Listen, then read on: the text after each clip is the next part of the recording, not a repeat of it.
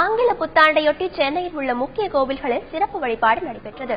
Chennai D நகரில் உள்ள திருமலை தேவஸ்தானத்திற்கு சொந்தமான திருப்பதி கோவிலில் ஏழுமலையானுக்கு அதிகாலை 3 மணிக்கு சிறப்பு அபிஷேகம் மற்றும் அலங்காரம் நடைபெற்றது. பக்தர்கள் நீண்ட வரிசையில் காத்திருந்து சுவாமி தரிசனம் செய்தனர்.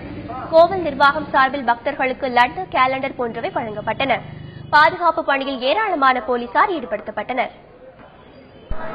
இன்னைக்கு புத்தாண்டு 2016க்கு திருமலா திருப்பதி தேவஸ்தானம் சென்னையில டி நகர்ல பெருமாளுக்கு காலையில சாத்துமரை, திருப்பாவை, கொலுவு எல்லாம் பண்ணிட்டு முடிஞ்சு 3:15க்கு பக்தர்கள் எல்லாருக்குமே தரிசனம் காட்டப்பட்டது.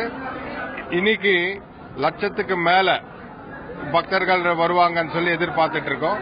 அதுக்கு தகுந்த மாதிரி ஏற்பாடுகள் பக்தர்கள் அந்த 20 மினிட்ஸ் 25 மினிட்ஸ் தரிசனம் ஆற மாதிரி ஏற்பாடுகள் எல்லாம் காவல்காரங்களும் கமிட்டியும் டிடிடி ஸ்டாஃபும் விஜிலன்ஸ் அதெல்லாமே ஆர்கனைஸ் பண்ணிருக்காங்க.